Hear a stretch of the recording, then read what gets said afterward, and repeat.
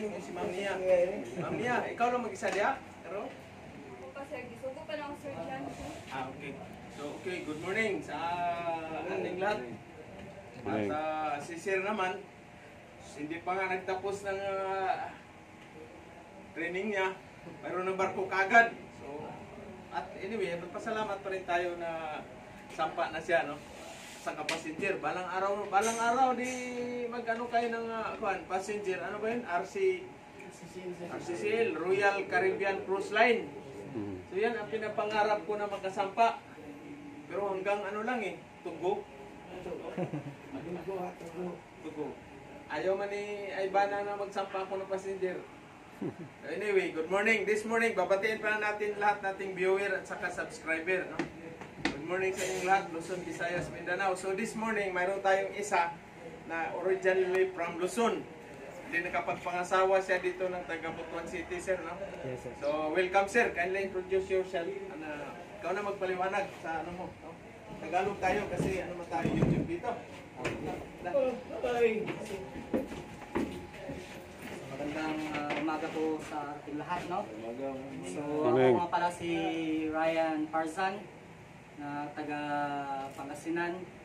So, nakapag-asawa po ako taga Butuan City.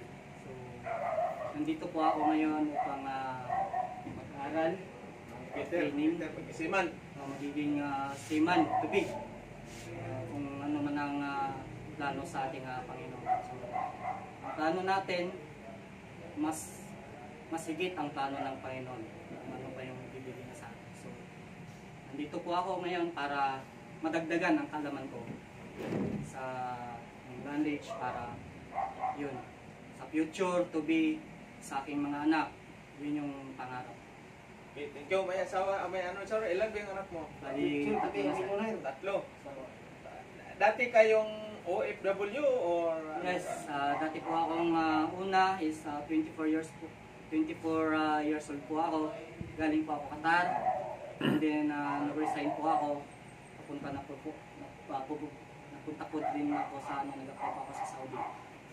So 6 years po ako doon. 6 years sa Saudi? Yes, sir. Isang company lang yun? Bali, hindi po. Hindi, 2 years. 3 years, yes, 2 years. Pero depende po sa iyo kung gusto mong contract. So pwede kang mag-stay. Ano naman trabaho mo doon, sir? Bali, nung sa Qatar po ako, assistant mechanic po ako. Assistant And mechanic. then napunta po ako sa Saudi is nag-apply po ako bilang preventive maintenance mechanic po. Mechanic? Uy, Yes. very good. Pero ang natapos mong course is ano? Automotive po. Automotive. Ilang years yun? Bali, ano lang po, 1 year. 1 year. Uy, lakpakan natin si sir. No? Welcome. Ano pang name mo? Ayan po. Ayan. Si Sir Ayan po, welcome. No? Dati siyang OFW from Pangasinan. Ano bang sa Ilocano yung good morning? Mimbag nga bigat yung apo. Bigat na Mimbag nga bigat yung amin apo. Okay. Sa Pangasinan, good morning sa inyong lahat. Yes. Sa Panggalatok na salita yun o Ilocano? Ilocano po. Ilocano.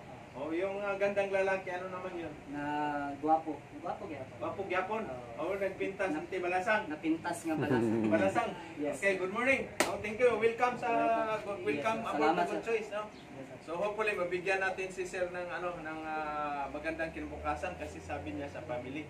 Welcome to the family millionaires family, sir, no? Yes, Thank you. So sir pala salo tayo dahil nangangarap din na mabigyan ng magandang kinabukasan, no, ang kanyang family. Siyempre lahat kayo dito ngayon, no? Ganyan din ako dati, no? Ganyan din ako dati. Nangangarap na makapagpaaral, makapagbigay ng ng magandang kinabukasan sa family, sa aking mga kapatid, at yun naman ay si Lord talaga binigay lahat at sobra-sobra pa. Pero sa pangarap ko makatulong sa aking kapatid, makapagbigay, makapagpaaral, makapag-abroad sila. At tupad lahat yun. At higit sa lahat, sir, binigyan pa ng sobra-sobra pa. Mayroon pang na-sharing nating knowledge, no? Skills.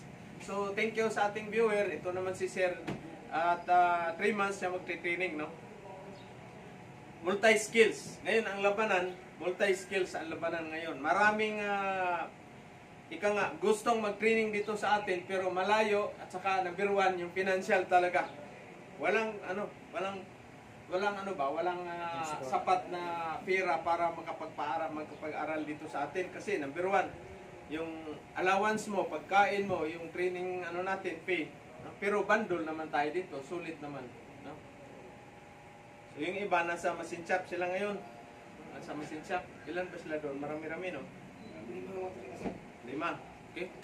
So ngayon, mayroon tayong bago na namang masusunog ang mukha. Siya, Advantage Mechanic din. Kaya rin sa akin, 1 year mechanic ako. Tapos ng 1 year mechanic. No? Parang pala sa kalaman ng iba, 1 year mechanic. At nung time naging helper ako, kahit ano mang iutos sa'yo, o bili ka ng welding rod doon, bili ka ng ano-ano dyan. So, siyempre, pag bili ako ng welding rod, kupitan ko ng 1 piraso. Eh, manood man ako, pag wala na sila, gagamitin ko yung 1 pirasong welding rod. Tapos yung matira-tira na ganyan ka, Oh, pero hindi madali kasi iyak man ka kasi natamaan man yung mata mo. No? So yan ang diyan, yun ang umpisa ng natin ng ko pala yung pagpasok ko sa talyer, talagang matindi ang na yan. Matindi ang experience ko.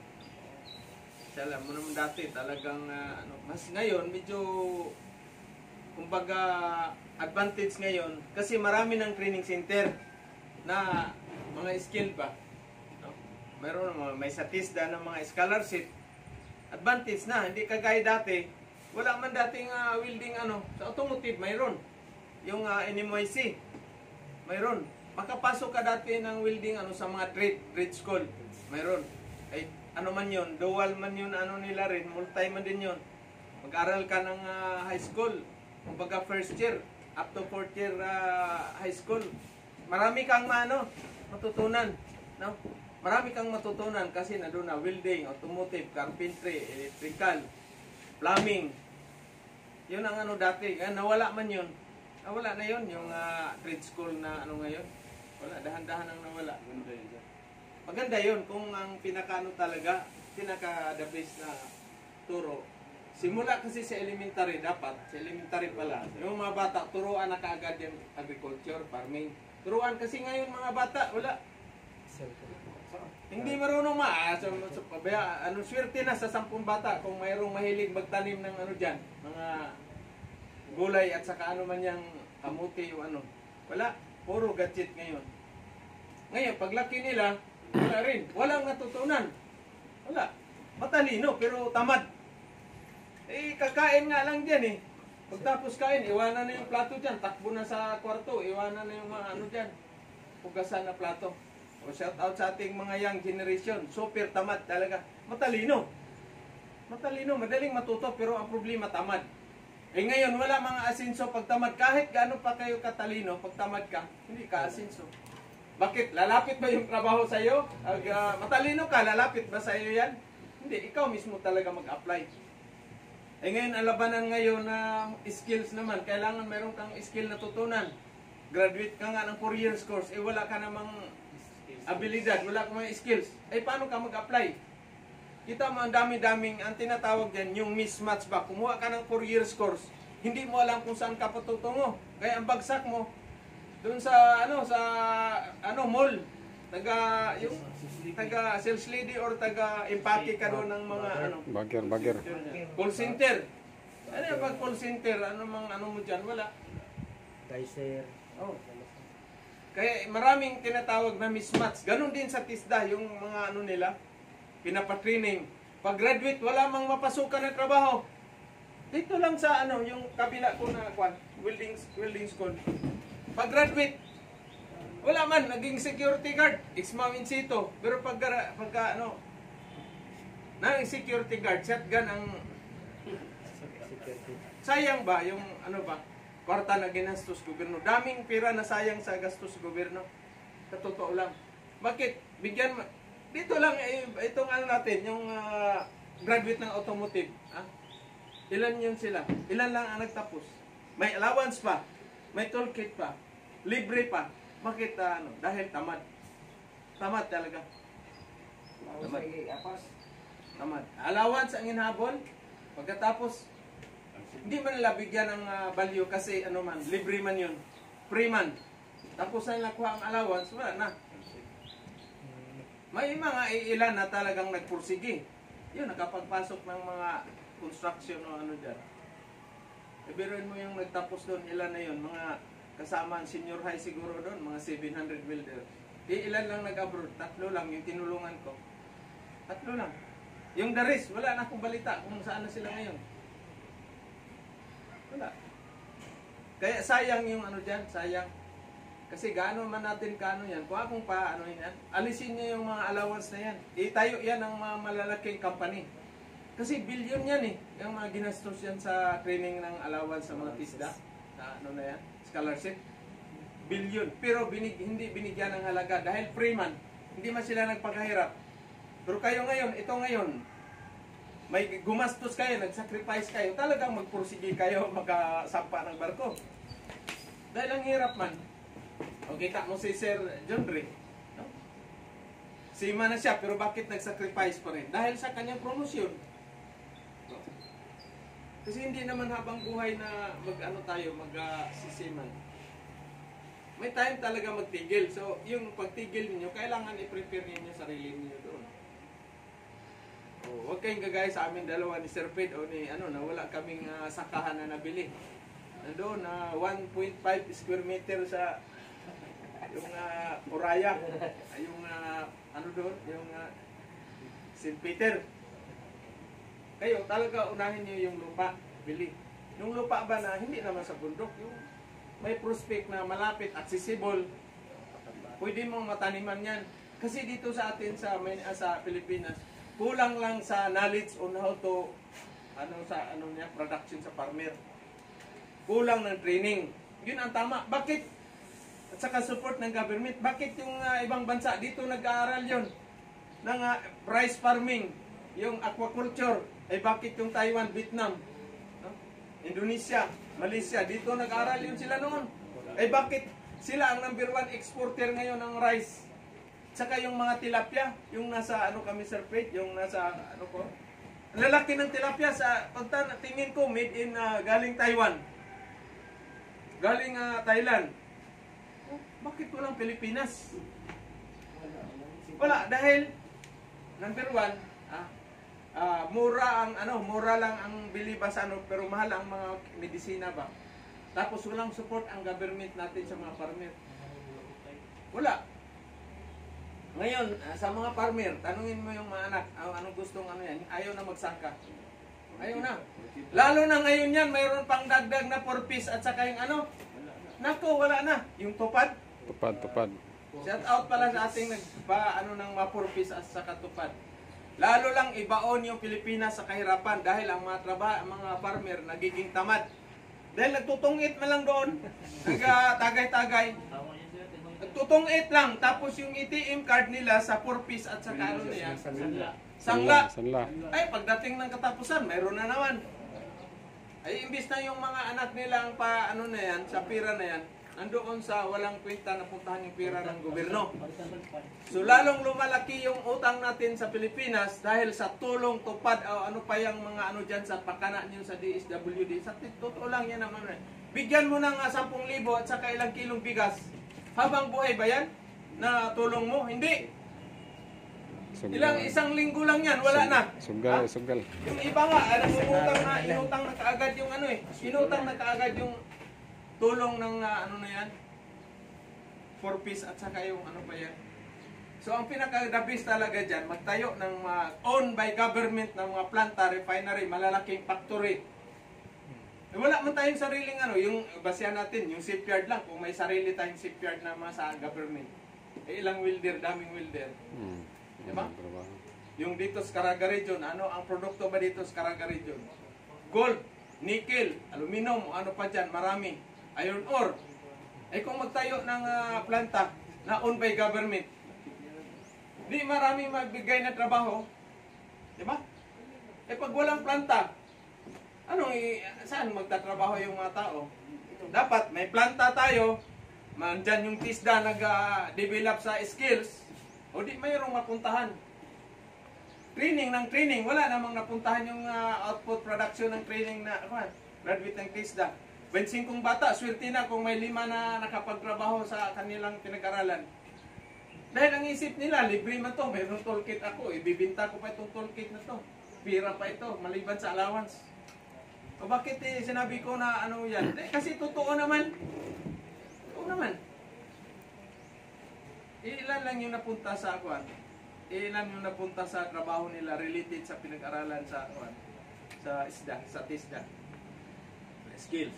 Ito, 100%. Sampa ka ng barko. Kung hindi man kayo makasampa ng barko, kung may chance na makapagtayo kayo ng negosyo, machine shop or welding shop, fabrication, or mechanic job, at least, andyan na sa inyo yung skills. Built in na sa inyo, hindi na mawawala yan. Naitawag, sir. Nainawag. Sino yun? Dior Gabino. Sige, mamaya na lang. Sada. So yan ang ano dyan. Kagaya si Chef John Ray, no? Pagtapos niya magsiman ngayon, dahan-dahan na siya magplastar ng ano niya, mga gamit. At least, ilang years from now, pinakamatagal na siguro to, 10 taon eh. Ilang taon ka na ba ngayon, Chef Ray? 43. So, pag after 10 years, 53 siya. Pagod na yan. Lay-lay, lag balikat mo na yan, akyat sa hagdanan sa, ano? No? Oh. Kasi kailangan, ano lang naman, hindi naman kailangan magyaman tayo. Mahalaga, mabuhay. Kain 3 times a day. Siyempre, ang pinag-anuhan nyo ngayon, yung anak ninyo na mapaaral doon sa hanggang pagtapos sila ng pag-aaral. Kasi advantage ka man pag natapos na pag-aral. Kagaya sa akin, kung natapos sana ako ng pag-aral ko na 4 years course, hindi tayo na nakikita ngayon. Pagka engineer na ako, Sir Fred, no? Or dalawa lang, holdapper or engineer. Hindi pa rin masama. Basta R pa rin katapusan, Peter. O, di ba? Kaya sabi nga na ng mga kasamaan ko sa barko nga puti, Jim, are you finished of mechanical engineer course? No, sir. 1 year automotive vocational course. Sure? Yes, sir. Pero at least, nagamit ko yung pagka-automotive. No? Pagka-mechanic. Kasi kayo sa barko, may ano yan, may mechanic kayo, kasama yan sa inyo lahat. No? Minsan, ikaw man mag-recondisyon yung exhaust valve sa main engine, ay malaki man yan. Babaklasin mo yan, re-recondisyon mo. Pagkatapos yung valve seat at saka yung spindle, igagrind mo yan, ihasa mo. Kasi mayroon mga malalim dig hole, malalalim sa valve spindle at saka valve seat. Igagrind mo ngayon yan. May grinder ba sa ano nyo? Barko, yung ano ninyo? Meron dyan. Oo. Igagrind ninyo yan. Kayo mag-grind yan. Mabigat yan, 2 tao kayo, pero pag isa mo yan, sisidlakin mo yung spindle at saka valve seat. Mabigat man yan, malaki man. So yan ang ano natin, yan ang, kaya tayo, ako, hindi naman sa ano, pero hindi ako pabor dyan sa, hindi ako sang-ayon dyan sa mga tulong, mga tupad, mga ano na yan. Kasi tinuruan mo lang yung tao na magiging tamad. Bakit dyan sa, ano, may farm doon, yung binabantay namin na palayan doon. Nandun lang, nakatambay, naghaharap-harap kang tanduay, na may laro na, ano na yan, tungit. Tapos ang masaklap, sinangla na yung, yung ATM card. Sangla na. So, kawawa ang Pilipinas pag ganyan ang mindset. Hindi dapat ganyan ang tulong mo. Kaya may kasabihan na, yung isang family daw, pagbigyan mo siya ng 1 kilo o 2 kilong isda, isang luto lang yan, ubusin ka agad yan. Kasi bigay lang hindi binigyan ng halaga yan. So ang pinakaano dyan, bigyan mo siya ng tansi o kawil o yung hook. Turuan mo mga will. Para alam niya, lifetime niya na pangkabuhayan. Kaya ito ngayon, tayo, zero knowledge sa welding. Lifetime na ito ninyo na pangkabuhayan. Lifetime na. Kaya sa akin, yung nakuha ko na experience, lifetime ko na. Hindi na nawawala. Nagagamit ko na. Diba? Kumita pa ako, na-share ko pa sa inyo ngayon. Someday, kayo naman ang magsishare. Diba? Kami ni Sir Fred, 10 years from now, wala na. Hindi na kami makahirap pa magturo. Kayo naman. Diba? Kayo naman. Lalo na si Boss Andre, graduate ng 4 years. 4 years. Ikaw, 4 years din? Pwede kayong magturo, pwede kayong kasi ang requirements ngayon ng mag-TM ka, at least 4 years graduate. So ano yung expertise ninyo ngayon? Ano yung skills? Yun, i-apply na ninyo yan. Diba? Apply nyo na yan. Kasi 4 years mo kayo. 4 years course, kahit anong turuan mo, mag-insito ka lang, tapos kukuha kayo ng TM, Trainer's Methodology. Diba? At least, may isi-share nyo na rin. Kayo na mapapalit sa akin or sa kay Sir Fred or kasi maraming mga 4 years course. Walang skills. Eh, paano ka makapagturo? Yung ngayon, DepEd, advantage kapag may insito ka sa welding or NC na mag-apply ng DepEd. Advantage. Mas mabilis. Mas mabilis ang mo. Lamang ka kumpara sa lamang. Kayo naman, nagtitraining ng bundle, of course, lamang din kayo, kumbaga lamang na isang steps, no? Kasi nandyan na, package na eh. Yung 3 E rin. Ano ba itong 3 E? No? Abilidad, atik, aptik. O, diba? Pag Ilonggo naman, sino Ilonggo? Wala naman, no? 3 T. Talent, technique, tikal. Yan ang dyan. O, shout out pala natin, taga Pangasinan, no? Anong bayan nyo sa inyo? Anong Posorobio, sir. Rubio? Posorobio. Rubio? Posorobio, Pangasinan. Ano ang city doon? Posorobio City. City yan? City na po. Rubio City? Yung bayan ni Pingris. Tigres? Basketball player? Uy, Kababayan ko. so, Okay. Rubio City. Nakarating ako dyan ng mga Kay lugar Kano. pero hindi sa Lakay Pingris. hindi doon sa lugar na yun. Pangasinan. Layo yan eh, 6 hours no, galing Manila. Ngayon, ano na sir, mga 4 hours, 5 hours, mga ganyan na lang. Kasi may shortcut na siya. Shortcut na. Yes, sir. Okay. So, good morning sa ating mga viewer, subscriber.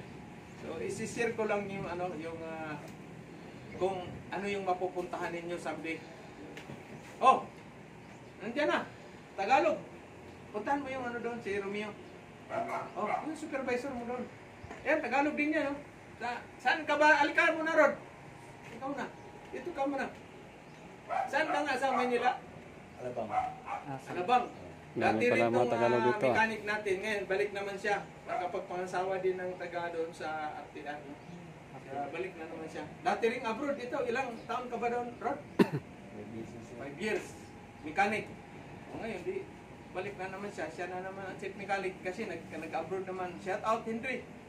Yung chief mechanic natin, nag-abroad naman. Si Mana. Sige, Rod. Ikaw ang Rod. Bahala. Rod. Kay Romeo. Coordinate kay Romeo. So, yan ang dyan. Darating din ang tayo, titigil din kayo pag-abroad. So, ano yung dapat nyo i-prepare? So, yun ang dyan. Depende na sa diskarte ninyo yan. Depende na sa diskarte. Okay, so good morning sa lahat. Thank you and good morning. So, mag-lecture tayo mamaya. Continue. Itong lecture muna ni Sir Fred. So, ito na mga na yan. Oh, alam niyo na,